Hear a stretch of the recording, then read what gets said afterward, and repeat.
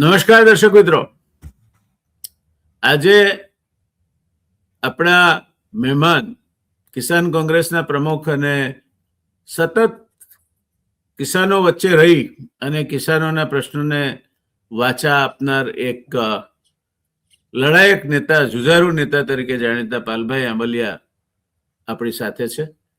પાલભાઈ, આવકારું છું આપને. દર્શક મિત્રો, આપને પણ આવકારું છું. અને કિસાનોની વાત આજે કરવાની છે, ત્યારે કિસાન લડતો જ આવે એવું શું કરવા બને? આજે કિસાન છે, ગામડું છે, ખેતી છે, તો 3 મુદ્દે આ દેશને શાંતિ છે. એક, કિસાન અન્ન સુરક્ષાના મુદ્દે આપણને પેટ ભરવા માટે પૂરતું અનાજ આપે છે. આપણે પહેલી પંચવર્ષ યોજના લખી ત્યારે 50 મિલિયન ટન એટલે 5 કરોડ ટન અનાજ પેદા કરતા હતા. આજે લગભગ 40 કરોડ ટન અનાજ પેદા કરીએ છીએ. બીજું, સીધી આડકતરી રોજગારી એ ખેતી અને ખેતી આનુષંગિક વિષયોમાં 50% કરતા ઉપર છે. આ દેશનો મોટામાં મોટો એક પ્રશ્ન બેકારીનો છે. ત્યારે આ નાનું સૂનું રક્ષણ નથી. અને ત્રીજો, આ દેશમાં જે ઉત્પાદન થાય છે, કારણ કે વિશ્વ વેપારમાં તો આપણો હિસ્સો 1.7% જ છે. બાકી આપણા દેશની બજારોને અનુલક્ષીને જ આપણે ત્યાં ઉત્પાદન થાય છે. અને એનું મોટું બજાર કૃષિ આધારિત ગ્રામ્યલક્ષી બજાર છે. એટલે તમને તમારે પ્રોડક્શન માટે બજાર આપે છે. ઉદ્યોગોમાં રોજગારી એના કારણે જળવાઈ રહે છે. ઉદ્યોગોની લાલી જળવાઈ રહે છે. સીધી આડકતરી 50% રોજગારી આપે છે અને અન્ન સુરક્ષા આપે છે. આટલું વિશિષ્ટ પ્રદાન હોવા છતાંય કિસાન હંમેશા મુશ્કેલી જ વેઠતો આવ્યો છે. અને એને સ્વામિનાથન કમિટીના અહેવાલનું ઇમ્પ્લિમેન્ટેશન કરવાની વાત હોય, C+50% એમને ટેકાના ભાવ આપવાની વાત હોય, જમીનોનું ટુકડાકરણ થતું ચાલ્યું છે. આપણે પહેલી પંચવર્ષ યોજના લખી ત્યારે ખેતરની, પાલભાઈ, જે એવરેજ ખેતરનું ક્ષેત્રફળ 27,000 ચોરસ મીટર હતું. આજે 7,000 ચોરસ મીટર થયું છે. અને એના ટુકડા થતા થતા એ ક્યાં પહોંચશે? ખેતી વાયેબલ જ નહીં રહે. આજે 45% ખેતીની જમીનો શેઢા, નાળિયા, કારટ્રેક એ બધાના નીચે ધરબાઈ ગઈ છે. ત્યારે આવી પરિસ્થિતિમાં ખેડૂતની પાસે જે કંઈ છે એના માટે, એને જાળવી રાખવા માટે એને લડવું પડે, એના વાજબી પ્રશ્નો માટે એને લડવું પડે, અને ખેડૂત સંગઠનો એના પ્રશ્નોને વાચા આપે. ત્યારે એમાં પણ ક્યાંક ને ક્યાંક એ આખું આંદોલનને ફૂટ પડાવવાનો પ્રયત્ન થાય, તોડી નાખવાનો પ્રયત્ન થાય. પાલભાઈએ સૌરાષ્ટ્રમાં એક યાત્રા કાઢી હતી, જેના કિસાનોનો આક્રોશ વ્યક્ત કરતી, ટ્રેક્ટર રેલી સાથેની, અને એને ખૂબ સારો પ્રતિભાવ સાંભળ્યો હતો. પણ એ માત્ર કિસાન લડતો જ રહે એનાથી પતતું નથી. આપણી જવાબદારી, સરકારની જવાબદારી, કિસાનના બીજા જે સંગઠનો છે એની જવાબદારી, પછી ખેડૂત કોંગ્રેસ હોય કે ભારતીય કિસાન કોંગ્રેસ હોય, કિસાન કોંગ્રેસ હોય કે કિસાન સંઘ હોય કે જે હોય તે, એ બધાની જવાબદારી શું છે? આજે પાલભાઈ પાસેથી જાણીએ. પાલભાઈ, શું મુદ્દાઓ છે મુખ્યત્વે કિસાનના પ્રશ્નો આજની તારીખમાં, જેને સળગતા પ્રશ્નો કહી શકાય, એવા પ્રશ્નો આપના મતે કયા છે? સાહેબ, આપનો પહેલા તો ખૂબ ખૂબ આભાર માનું છું કે આપના જેવા વિદ્વાન સાથે મને ચર્ચા કરવાનો મોકો મળ્યો છે. સાહેબ, ખેડૂતોના અનેક પ્રશ્નો છે, અને આપે જે કહ્યું કે ઉદ્યોગોને રોજગારી પણ આપે છે, પણ એના કરતાં મોટી વાત એ છે સાહેબ કે ઉદ્યોગોને રો મટીરિયલ પણ એગ્રીકલ્ચર જ આપે છે. કારણ કે એ રો મટીરિયલના આધારે તો ઇન્ડસ્ટ્રીઓ ચાલે છે. એટલે માત્ર રોજગારી, અનાજ કે શાકભાજી આપવું એટલું જ નહીં, ઉદ્યોગ અને રો મટીરિયલ પણ એ ખેડૂતો આપે છે.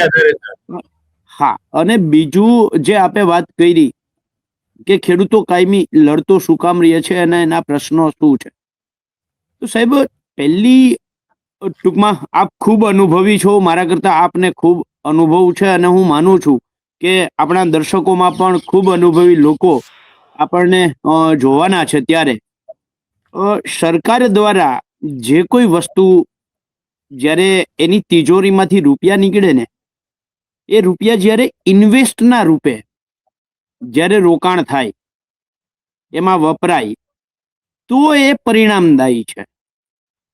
પણ ઇન્વેસ્ટના રૂપે ઓછું અને જાહેરાતના રૂપે વધારે જ્યારે એ જનતાની તિજોરીના રૂપિયાનો ઉપયોગ થાય, એટલે એ સૌથી વધારે દેશ માટે સૌથી વધારે મોટો, એ માત્ર કિસાનોનો જ નહીં, દરેક જગ્યાની દરેક અલગ અલગ વિષયોમાં આ રીતે જ્યારે રૂપિયાનો દેશની તિજોરીના નાણાંનો વ્યય થાય, અને વ્યય ગણાય સાહેબ, આ રોકાણ નથી.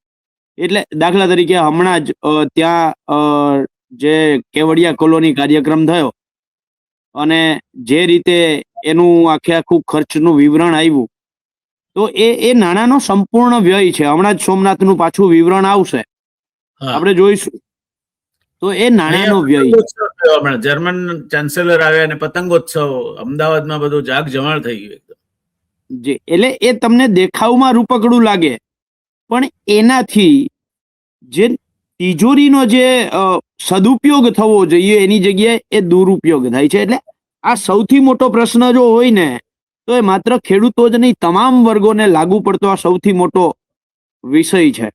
બીજું સાહેબ, એટલે તમારા જમાનામાં, કારણ કે આપણી વચ્ચે હું માનું છું કે એક જનરેશનનો ગેપ છે.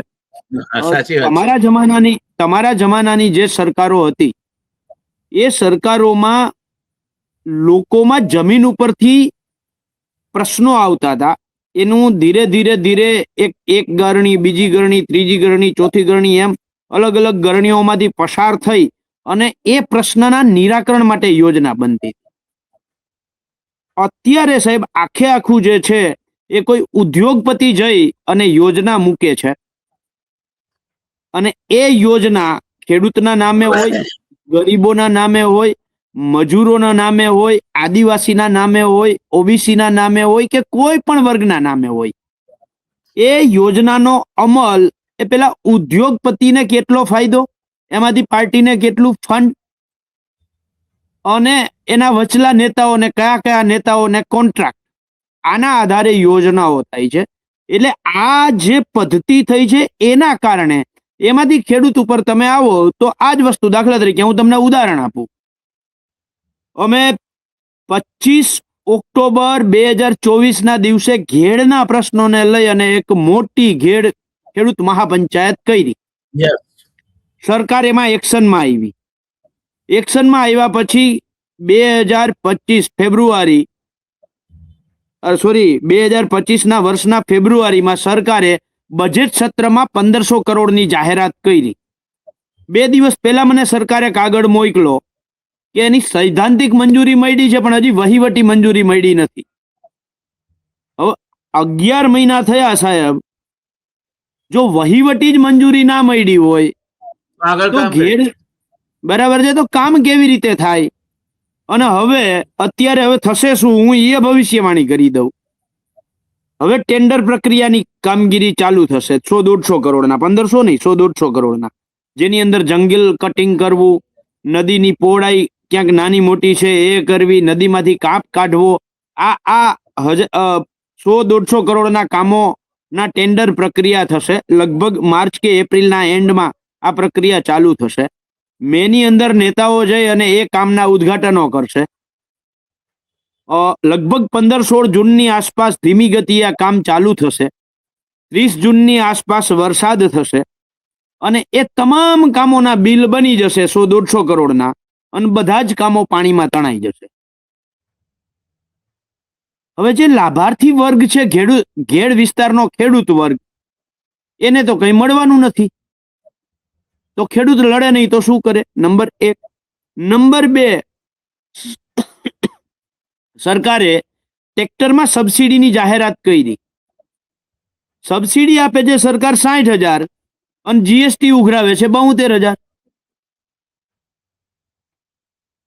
એટલે આ જે રમત ખેડૂતો સાથે થાય છે, આવી એક નહીં 1000 બાબતો સાહેબ હું તમારી સામે મૂકી શકું. પણ મહત્વની વસ્તુ એ છે કે સરકાર જેની ખુદની નીતિ અને નિયત સાફ હોય તો એની જવાબદારી બને છે કે જે યોજના છે એ યોજના લોકો સુધી પહોંચે, પણ અહીંયા તો એવું કંઈ છે જ નહીં.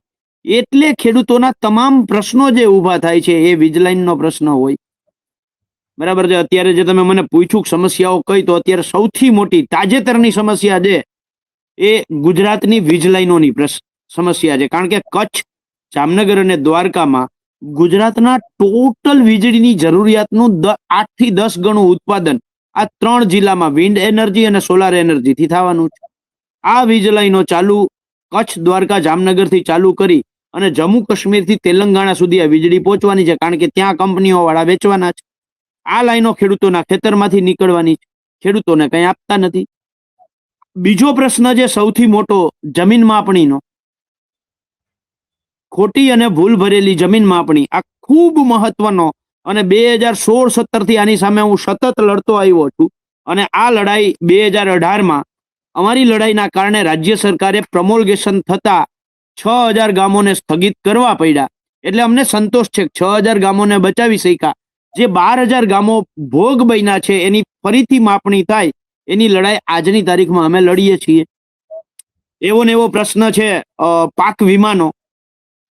જે તમારા સમયમાં જે સરકારી કંપનીઓ એઆઈસી અને જીઆઈસી જે પાક વીમો ના પ્રીમિયમો ખેડૂતો પાસેથી સરકારી કંપની લેતી હતી, અને નુકસાન થાય ત્યારે વળતર પણ પાક વીમો પણ સરકારી કંપનીઓ આવતી હતી. એની જગ્યાએ ખાનગી કંપનીઓ આવી. આ ખાનગી કંપનીઓએ, દાખલા તરીકે ઉદાહરણ આપું કે 2019માં એટલી અતિવૃષ્ટિ થઈ કે રાજ્ય સરકારે 3775 કરોડ રૂપિયા ફૂલ નહીં તો ફૂલની પાખડી પેટે આપવા પડ્યા. અને તેમ છતાંય પાક વીમા કંપનીઓએ 3000 કરોડે પાક વીમો ન આપ્યો. એટલે આ ખાનગી કંપનીઓના કારણે. અને એની સામે જ્યારે અમે આખું એનું કૌભાંડ બહાર લઈ આવ્યા ત્યારે ખબર પડી કે જ્યાં 96% પાક વીમો થાય એમ હતો, ત્યાં 0.6% પાક વીમો આ કંપનીઓએ આપ્યો. અને કાગળિયા સરકારના મોઢા ઉપર માર્યા. એટલે સરકારે આખી પાક વીમા યોજના જ બંધ કરી દીધી. સામાન્ય રીતે ભ્રષ્ટાચાર રૂપી ગુમણું થાય તો એનો ઈલાજ કરવાનો હોય, ભ્રષ્ટાચાર આખા હાથને ના કાપી નાખવાનો હોય. સરકારે હાથ જ કાપી નાખ્યો. એવી જ રીતે ગુજરાતમાં નકલી દવા, ખાતર અને બિયારણ, નકલી, એમાં ખેડૂતો 2 રીતે ભોગ બને છે. એક તો નકલીના પૈસા આપે છે, અને બીજું નકલી વસ્તુ વાવેતર કરવાના કારણે જે ઉત્પાદન આવવું જોઈએ આ ઉત્પાદન આવતું નથી. અને ખેડૂત બિચારો કાં તો મોસમને એવું સમજે છે કે આ મોસમના કારણે આવું થયું છે, એટલે કે કુદરતને જવાબદાર ગણે છે. એને ખબર જ નથી કે આ નકલી દવા, ખાતર, બિયારણના કારણે હું ભોગ બન્યો. એટલે આવા અનેક મુદ્દાઓ છે સાહેબ. વાત સાચી છે આપની. અને એ એક મુદ્દો ખેડૂતને પાયામાંથી હલાવી નાખે જી તેટલી તાકાત વાળો મુદ્દો છે. એટલે જી. એમાં એક પણ મુદ્દો હોય એકલો, એક આટલા બધા મુદ્દાના એક મુદ્દો હોય તો પણ એ ખેડૂતને એનું આખું જે સમતોલન છે એ સમતોલન ખોઈ નાખે તેવા પ્રકારની પરિસ્થિતિનું નિર્માણ કરે છે. તો આટલી બધી રજૂઆતો, આપ ફિલ્ડમાં સક્રિય છો, જુદા જુદા કિસાન સંગઠનો આમાં કામે લાગેલા છે. સરકાર એમ કે છે કે ખેડૂત લક્ષી સરકાર છે, અને કિસાનો એમને ખોબલે ખોબલે મત પણ આપે છે અને ચૂંટાઈ લાવે છે. આ બધું હોવા છતાં સરવાળે કશું જ નથી એવું કેમ થાય છે? એટલે સાહેબ જો એમાં બહુ સ્પષ્ટ છે. ઘણી વખત શું થાય છે, માની લો કે અમે ઘેડવાળી લડાઈ કરી, સરકારે 1500 કરોડની જાહેરાત કરી દીધી, પણ સરવાળે 11 મહિને સરકારે વહીવટી મંજૂરી આપી નથી. નંબર 1. બીજું, અમે દાખલા તરીકે અત્યારે જ્યારે આ કમોસમી વરસાદ થયો, આપણા માનનીય કૃષિ મંત્રી શ્રીના શબ્દો મુજબ કહીએ તો એના જ શબ્દો હતા, 80 વર્ષમાં ના થયો હોય એવો કમોસમી વરસાદ થયો છે. એની સામે, અને એ એકમાત્ર કમોસમી વરસાદ નહીં, આગલી 7 સિઝનો એવી હતી કે કાં તો કમોસમી વરસાદ અથવા તો અતિવૃષ્ટિનો ખેડૂત ભોગ બન્યો. એટલે અમે માંગ કરી કે ખેડૂતોનું દેવું સંપૂર્ણ માફ કરવામાં આવે. ખેડૂતોમાં આક્રોશ ઉભો થયો. એવો ને એવો વીજ લાઈનના પ્રશ્ને ખેડૂતોમાં આક્રોશ ઉભો થયો. એટલે સરકાર સિસ્ટમેટિકલી એના લાગતા વળગતા સંગઠનો કે ખેડૂત આગેવાનોને એક્ટિવ કરે, અને એક્ટિવ કર્યા પછી એ સંગઠનો એ સરકાર સાથે ક્યાંક ને ક્યાંક બંધ બારણે બેઠક કરી લે છે. એટલે ખેડૂતોને ક્યાંક ને ક્યાંક નાસીપાસ થવું પડે છે. આશા એક જન્મે છે અને એ આશા, દાખલા તરીકે અમે ઘેડમાં લઈડા સાહેબ, 2 મહિના સુધી સતત ઘેડનું એક ગામમાં હું ગયો હતો અને 2 વખત ગયો અને આખા જાગૃત કર્યા. ત્યારે સરકારે આમાં નિર્ણય કરવો પડ્યો કે જો આ નહીં કરીએ તો અમે નહીં જઈએ, એ ત્યાં આવતી ચૂંટણીઓમાં અમે ગામમાં ઘૂસવા જેવા નહીં રહીએ. એટલે સરકારે આ નિર્ણય કરવો પડ્યો. પણ સિસ્ટમેટિકલી સરકાર અમુક સંગઠનોને આગળ કરી, અમુક આગેવાનોને આગળ કરી અને કુલડીમાં ગોળ ભાંગવા વાળી જે નીતિ અપનાવે છે, એના કારણે પણ ખેડૂતોની જે મૂવમેન્ટ થવી જોઈએ, પછી ખેડૂતોને એવું લાગે કોના ઉપર વિશ્વાસ કરવો. એટલે આવું બહુ બધું થાય છે સાહેબ. એના કારણે ખેડૂતોની જે એક એકતા અને સંગઠિતતા હોય, ખેડૂતો આમ આક્રોશ સાથે લડાઈ કરવાના મૂડમાં હોય અને ત્યારે કોક આવું ફૂટેલી કારતૂસ મેદાનમાં આવી જાય. હમણાં જ જેવી રીતે ભારતીય કિસાન સંઘે કર્યું,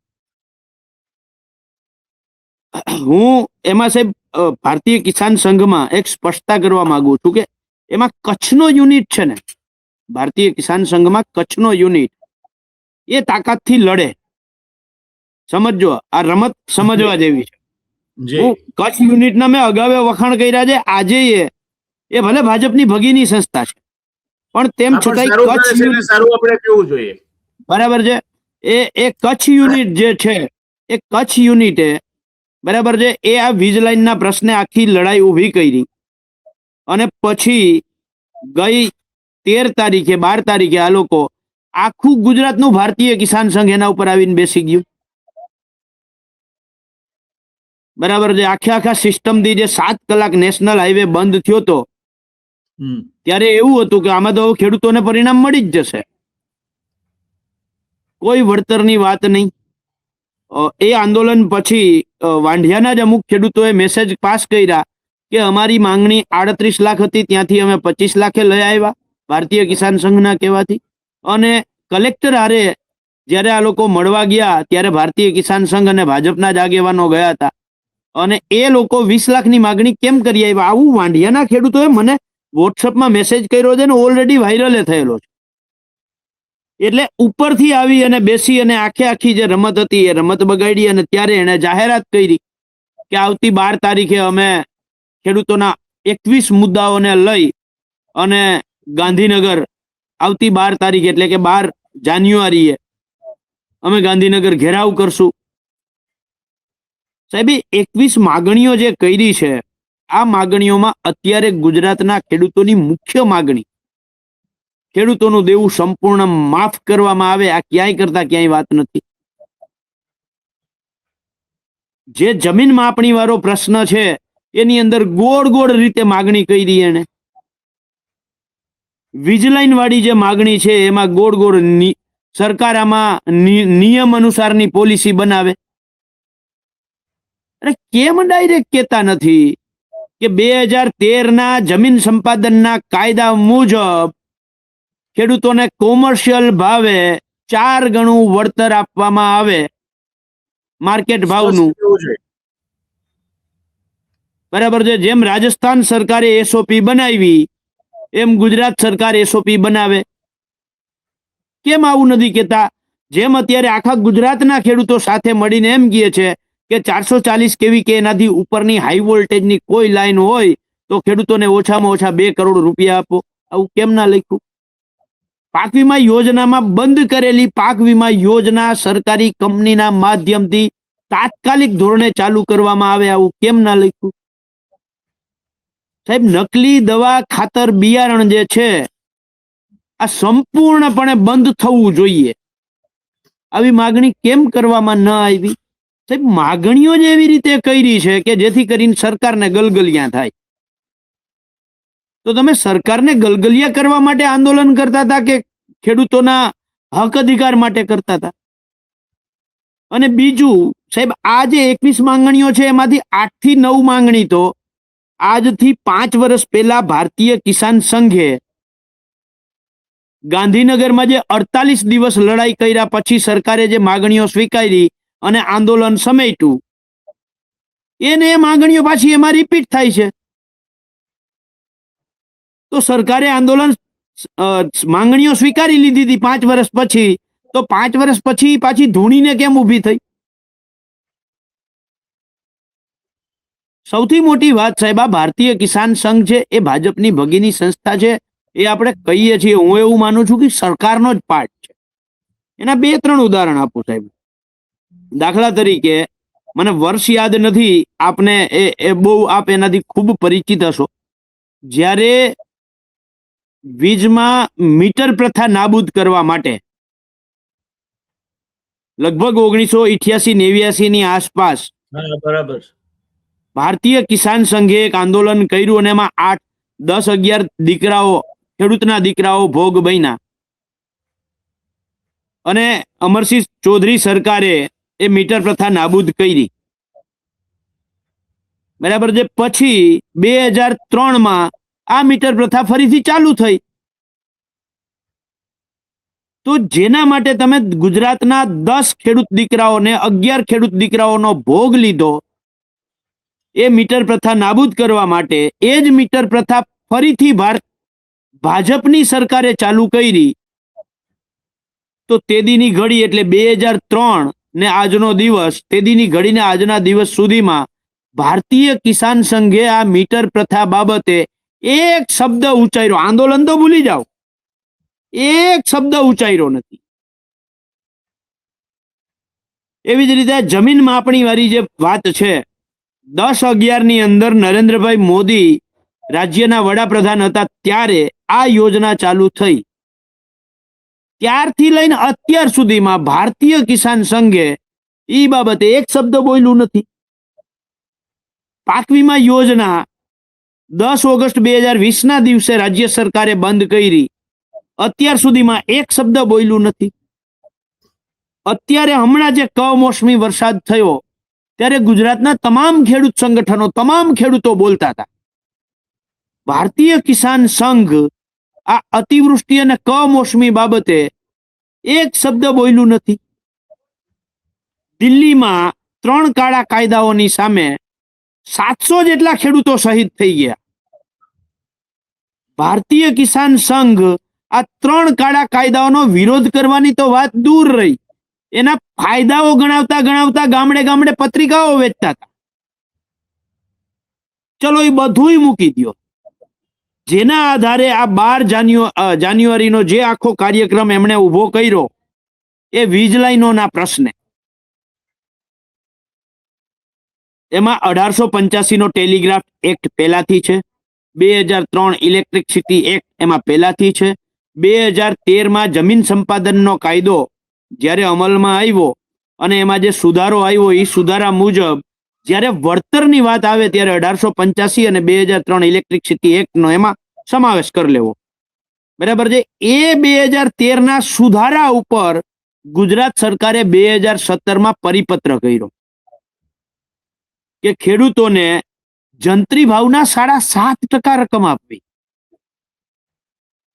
ત્યારથી લઈ અને આ વાંઢિયાવાળી લડાઈ સુધી ભારતીય કિસાન સંઘ આમાં કેમ એક શબ્દ ના બોલ્યું કે આ કંપનીઓની ફાયદામાં રાજ્ય સરકારે પરિપત્ર કર્યો છે.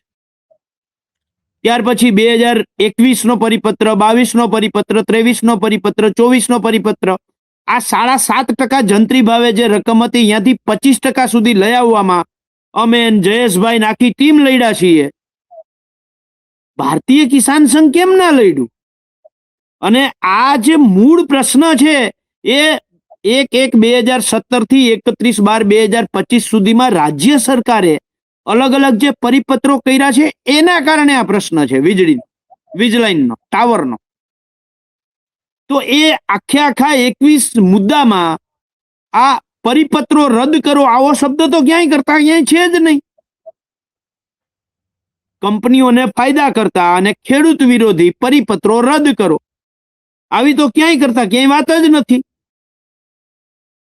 અને મેં એ લોકોનું જ્યારે સરકાર સાથે બેઠક થઈ અને એમની પ્રેસ મેં સાંભળી સાહેબ, એમાં એમ કહે છે કે ઉર્જા મંત્રી સાથે 3 દિવસથી અમે બેઠક કરીએ છીએ, કૃષિ મંત્રી સાથે બેઠક કરીએ છીએ, મુખ્યમંત્રી સાથે બેઠક કરીએ છીએ. તો મારો સવાલ એ છે કે તમે કૃષિ મંત્રી સાથે બેઠક કરી શકો છો, ઉર્જા મંત્રી સાથે બેઠક કરી શકો છો, મુખ્યમંત્રી સાથે બેઠક કરી શકો છો, તો ગુજરાતમાં એકમાત્ર એવું ખેડૂત સંગઠન છે કે જેને આવા મોકા મળે છે. તો તમે અત્યાર સુધી શું કરતા હતા? તમારે આંદોલન શું કામ કરવું પડે? રાજ્યના પ્રવક્તા મંત્રી શ્રી જ્યારે વાત કરે ખેડૂત સમિતિ બનાવવાની ખેડૂતોના મુદ્દે, ત્યારે એમ કહે છે કે ભારતીય કિસાન સંઘના પ્રતિનિધિઓ પણ આ કમિટીમાં હશે. એનો અર્થ એવો કે ખેડૂતો માટેની જે નીતિ નિર્ધારણ સમિતિ છે એ સમિતિના તો તમે પાર્ટ છો. એ તાલુકા કક્ષાની સમિતિ હોય, જિલ્લા કક્ષાની સમિતિ હોય કે રાજ્ય કક્ષાની સમિતિ હોય, એ પાક વીમાની સમિતિ હોય, જમીન માપણીની સમિતિ હોય, વીજ લાઈનની સમિતિ હોય, તો આ સમિતિના તમે પાર્ટ છો. બરાબર છે? તમારી ઉપસ્થિતિમાં આ નિર્ણય થયો છે અને પછી તમે લડાઈ કરવા નીકળો છો સરકાર સામે. તો જે તે સમયે તમે આ કમિટીમાં ચા પાણી નાસ્તો ભજીયા ગાંઠિયા ખાઈને શું કામ પાછા આવતા રહ્યા? ત્યારે રાજીનામું આપીને આવવું હતું ને પ્રેસ કોન્ફરન્સ કરવી હતી કે પાક વીમાની આ કમિટીમાં સરકારના આ નિર્ણયનો અમે વિરોધ કરીએ છીએ અને અમે આ કમિટીનો બહિષ્કાર કરીએ છીએ. ત્યારે તો તમે ચા પાણી નાસ્તો કરીને આવતા રહ્યો છો. તમારી જગ્યાએ રાખે કિસાન કોંગ્રેસને સરકાર કમિટીમાં? ચલો રાજકીય પક્ષ છે, નહીં રાખે. તમારી જગ્યાએ ગુજરાત કિસાન સંઘર્ષ સમિતિના કોઈ પણ 2 પ્રતિનિધિને રાખે. ભારતીય કિસાન સંઘની જગ્યાએ ગુજરાતની ખેડૂત સમાજના કોઈ પણ 2 પ્રતિનિધિને રાખો. ખેડૂત હિતરક્ષક સમિતિના કોઈ પણ 2 પ્રતિનિધિને રાખો. ગુજરાત કિસાન ક્રાંતિ ટ્રસ્ટના કોઈ પણ 2 ખેડૂત પ્રતિનિધિને રાખો. ખેડૂત હિતરક્ષક સમિતિના કોઈ પણ 2 ખેડૂત સંગઠન 2 પ્રતિનિધિને રાખો. તો એ સરકારનો વિરોધ કરી અને બહાર આવશે. તમારી જેમ ચા પાણી નાસ્તો કરીને નહીં આવતા રહીએ. એટલે જોયા જેવું, સમજવા જેવું ગુજરાતના ખેડૂતોએ આ જ છે સાહેબ, કે ખેડૂત વિષયક નીતિ નિર્ધારણ સમિતિના તમે ભારતીય કિસાન સંઘ પાર્ટ છો. તો જ્યારે નીતિ નિર્ધારણ થાય છે ત્યારે તમે કેમ વિરોધ નથી કરતા ખેડૂતના પ્રતિનિધિ તરીકે? તમારે આંદોલન કરવાનો કોઈ અધિકાર જ નથી. તમારે એક કમિટીમાં સૌથી પહેલા વિરોધ કરવો જોઈએ. જો એ કમિટીમાં તમે વિરોધ ન કરી શકતા હો તો તમે 48 દિવસ બેસો કે 48 મહિના બેસો. આ તમારો ઢોંગ છે. આ તમારો ઢોંગ છે. એ ગુજરાતના ખેડૂતો સારી રીતે સમજે છે. કારણ કે રાજ્ય સરકાર દ્વારા નિમાતી ખેડૂતલક્ષી તમામ કમિટીઓમાં પ્રતિનિધિ તરીકે, ખેડૂતોના પ્રતિનિધિ તરીકે 2 જણા તમે ભારતીય કિસાન સંઘના આગેવાનો બેસો છો. એટલે આ 12 તારીખ વાળું આંદોલન પણ ખેડૂતોની અંદર દેવા માફીને લઈને જે આવેગ ઉભો થયો હતો, જે ગુસ્સો ઉભો થયો હતો, બરાબર છે, જે વીજ લાઈનોના પ્રશ્નોને લઈને જે ગુસ્સો ઉભો થયો હતો, આ ગુસ્સાને ડાયવર્ટ કરવા માટે સરકાર સાથે મળી અને તમે ખેડૂતો સાથે ષડયંત્ર કર્યું છે. પાલભાઈ, વાત અને આક્રોશ આપનો સમજી શકું છું ને. ખેડૂતની જ પીઠમાં ખેડૂતના નામે ચાલતા સંસ્થાઓ, કારણ કે મને હજુ એ દિવસ પણ યાદ છે કે જ્યારે ભારતીય જનતા પાર્ટી સત્તા પર નહોતી અને અમરસિંહભાઈનું શાસન હતું, કુંવરજીભાઈ ત્યારે કિસાન સંઘના નું નેતૃત્વ કરતા હતા, લાલજીભાઈ ઉત્તર ગુજરાતમાંથી ને બધા, ત્યારે ટ્રેક્ટર રેલી લઈને ગાંધીનગર પહોંચ્યા હતા અને અમદાવાદના આશ્રમ રોડ પરથી જબરજસ્ત દેખાવો સાથેની રેલી પસાર થઈ હતી. અતિ ઉગ્ર કિસાન આંદોલન. અને ત્યાર પછી ચૂંટણીમાં કિસાન સંઘે ભારતીય જનતા પાર્ટી તરફી પ્રચાર પણ કર્યો. પડદા વગરની ગાડીઓમાં નીકળતા હતા એ લોકો. એ અમારે પડદા વગરની ગાડીઓ છે કે મને પોતાને અનુભવ છે કે કિસાન સંઘ મારા પ્રચારમાં પણ જોડાયું હતું. ત્યાર પછી વાસણિયા મહાદેવ વાળી ઘટના બની અને કિસાન સંઘે એનો પણ કિસાનોને ઉશ્કેરવામાં જે યથાકથિત ઉપયોગ થાય તે કર્યો. મતલબ એ છે કહેવાનો કે કિસાન સંઘ જ્યાં સુધી ભારતીય જનતા પાર્ટી સત્તા ઉપર નહોતી ત્યાં સુધી ભારતીય કિસાન સંઘ અથવા ભારતીય મજદૂર સંઘ એ બધા એ ઉગ્ર દેખાવો અને માગણીઓની રજૂઆત માટે આંદોલન તરફી જનાર સંસ્થાઓ હતી.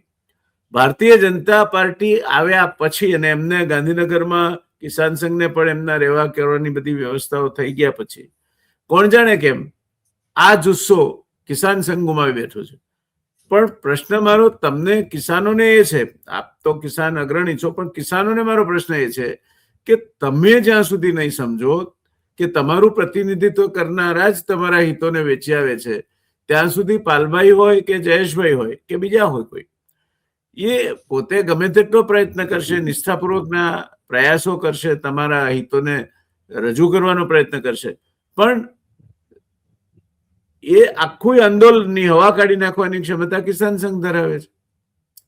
એટલે કિસાન માત્ર એ સમજવું પડશે કે આ જે પાલભાઈએ કહ્યું તે વાત ધ્યાનથી સાંભળીને સમજવા જેવી છે કે કેમ કિસાન વિરોધી વલણ અખત્યાર કરવામાં આવ્યું, કેમ કિસાનની પીઠ પાછળ સમાધાનો કરવામાં આવ્યા, કેમ કિસાનની લાગણી અને હિતના વિરુદ્ધ જઈને કિસાન સંઘે ચાલતું હતું વાંઢિયાનું જે આખો કચ્છ કિસાન સંઘ બહુ ઉગ્રતાપૂર્વક આંદોલન કરી રહ્યો હતો તેને તમે ઠંડુ પાડી દીધું. એટલે જ્યાં કંઈ કિસાન સંઘનું કામ છે તે સરકાર તરફી કોઈ પણ જગ્યાએ ફાયર ફાઈટર તરીકેનું કામ છે.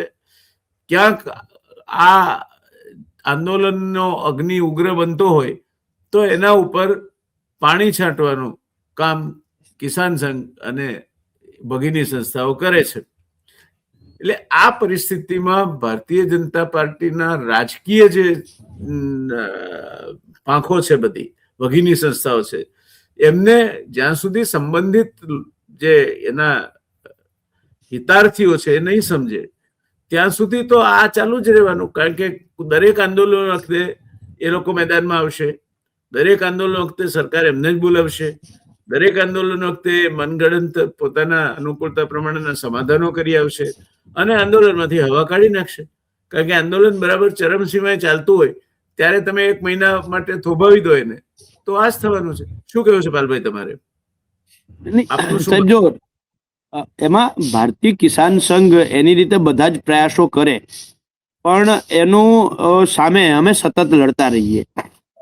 એનું ઉદાહરણ આપું, દાખલા તરીકે કચ્છમાં વાંઢિયામાં 100 દિવસ સુધી રોજ ડિટેન કરવા, સમજો, સવારે ડિટેન કરે, સાંજે છોડી મૂકે, ડિટેન કરે, છોડી મૂકે, અને બીજી બાજુ ખેડૂતના ખેતરમાં ધીરે ધીરે ધીરે થાંભલો ઉભો થતો રહીએ.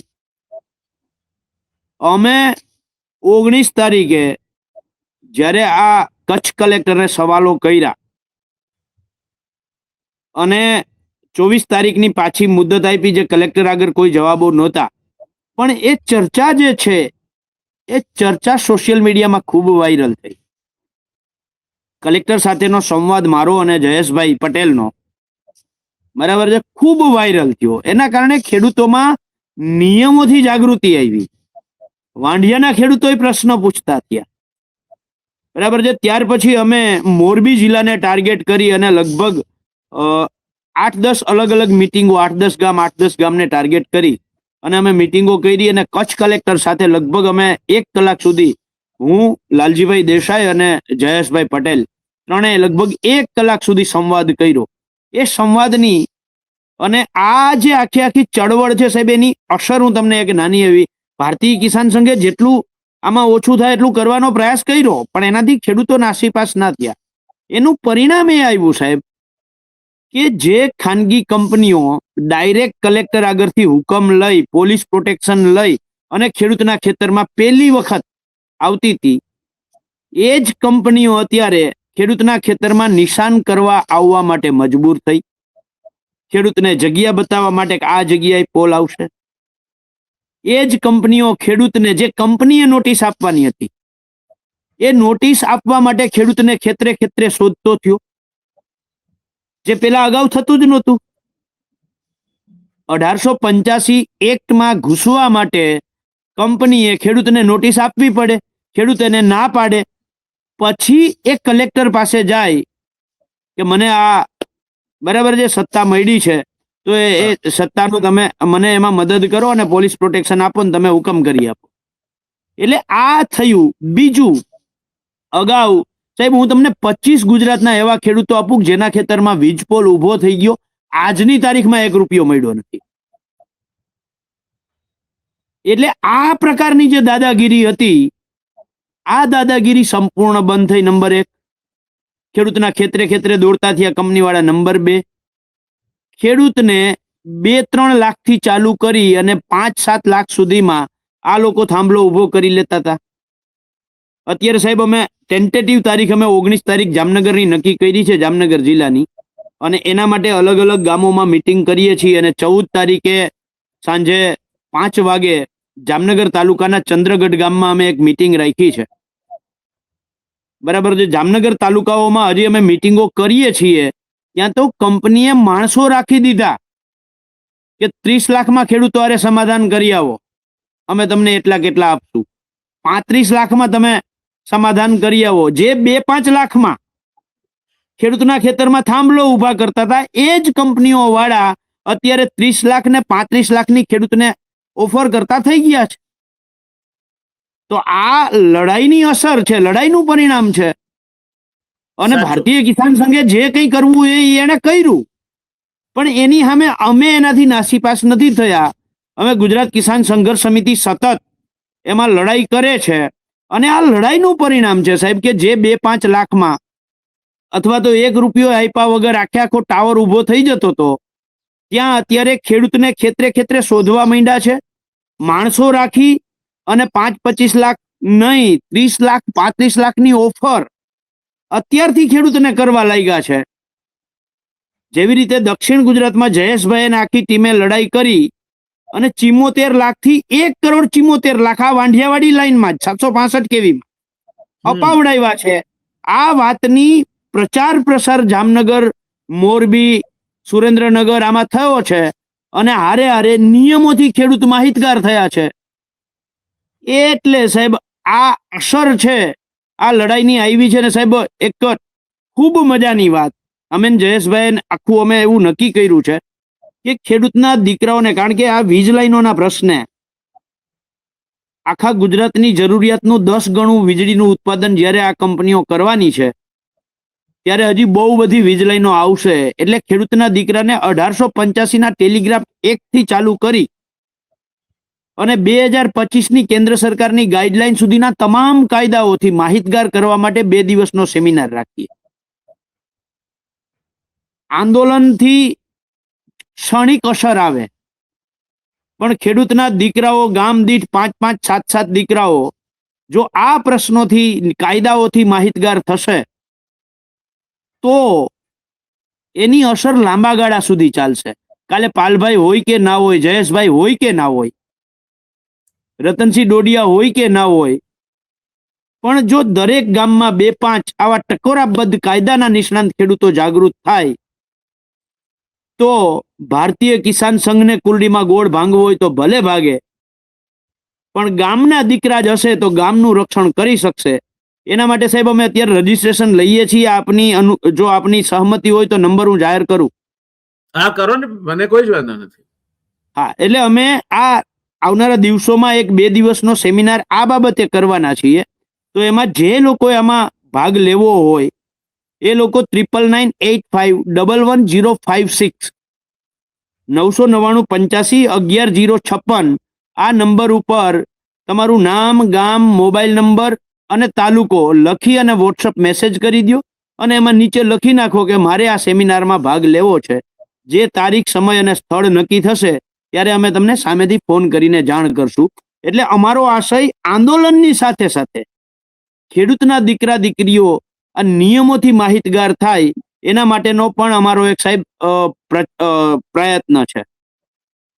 પાલભાઈ, ખૂબ સરસ વાત કરી આપે. અને જે આપ કરો છો એ મને લાગે છે કે નાના માણસ માટે મોટું કામ છે, પણ જી સાહેબ, જ્યાં મહત્તમ અસર થવાની છે, દાખલા તરીકે આ વીજ લાઈનો એકલી પણ એનું જ્યાં મોટું એક ફાર્મ બનવાનું છે, જ્યાં બધી વિદ્યાલયો ભેગી થશે અને પછી ત્યાંથી પાછી આગળ જશે, એ મધ્ય ગુજરાત. એ મધ્ય ગુજરાત કે જ્યાં એક આખું ગામ જીએમડીસી ના વિકાસ કામમાં તે ખલાસ થવાનો છે. તો જયેશભાઈને એ લોકો આટલું સારું કામ કરે છે, તમે વોકલ છો, તમે વાત કરો છો, બોલો છો, માહિતી આપો છો, એની અસર ચોક્કસ પડે છે.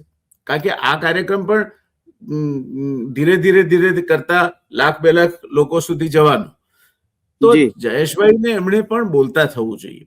કારણ કે તમે જ્યાં સુધી હવે આ તમે સમાચાર આપ્યા કે ભાઈ 76,000 થી માંડીને 1,76,00,000 સુધી, 76 લાખથી માંડીને 1,74,00,000 સુધી મધ્ય ગુજરાતમાં એમણે આટલું સારી કામગીરી કરી છે.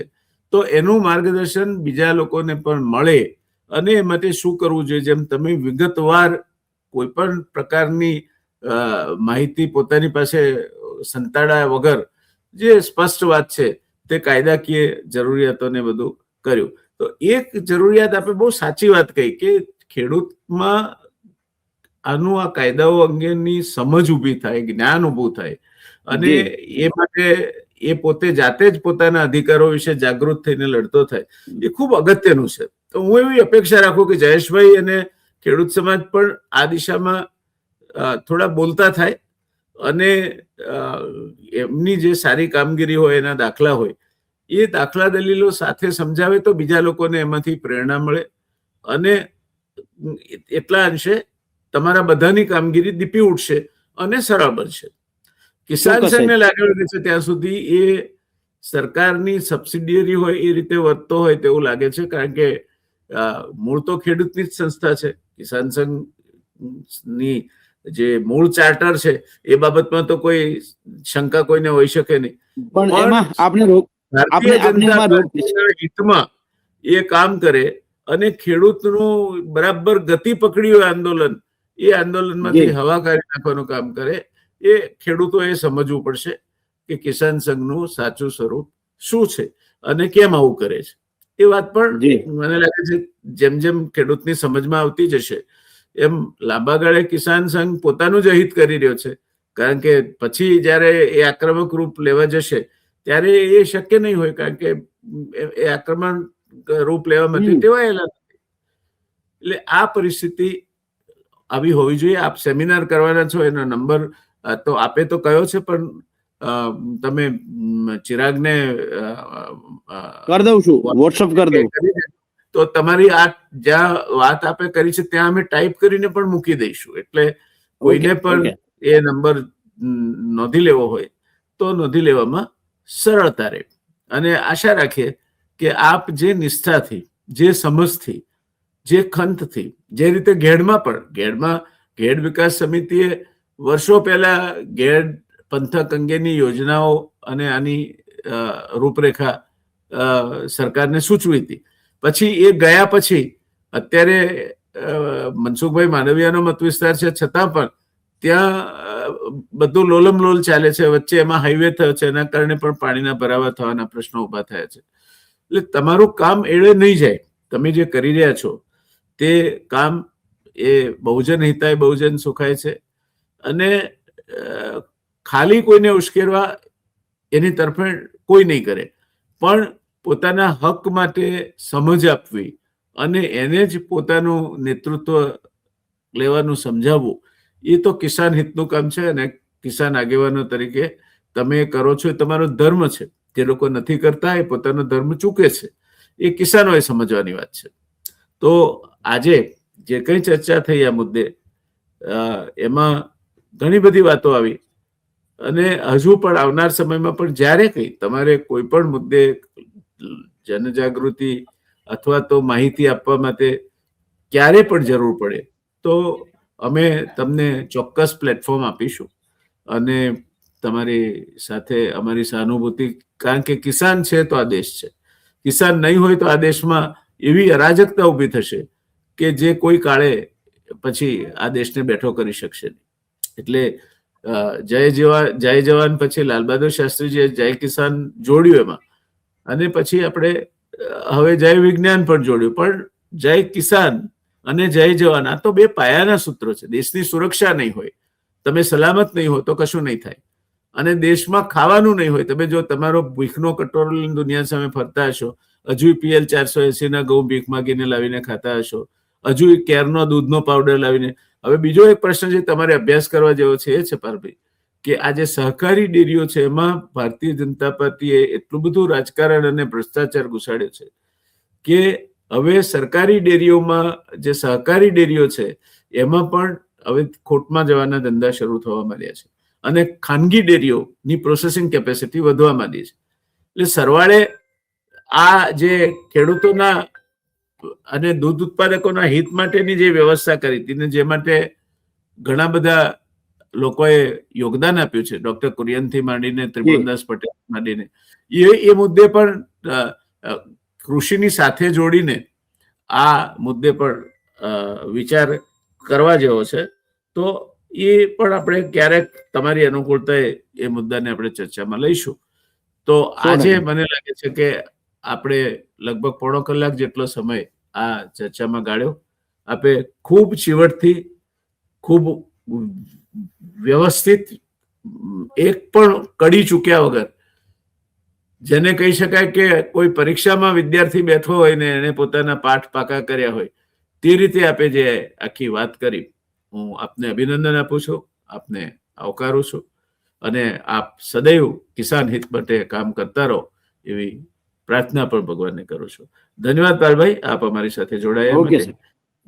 ને અંધારા ઉતરી રહ્યા છે આપની ધરતી પર, તો હવે કિસાન આગેવાનો રાત્રિચર્યા કરે. ધન્યવાદ, આવજો. Good night. Good night. અને પેલો નંબર મોકલી દેજો. હા જી સાહેબ. જી.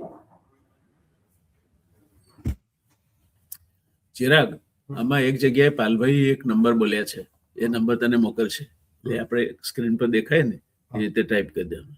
ઓકે.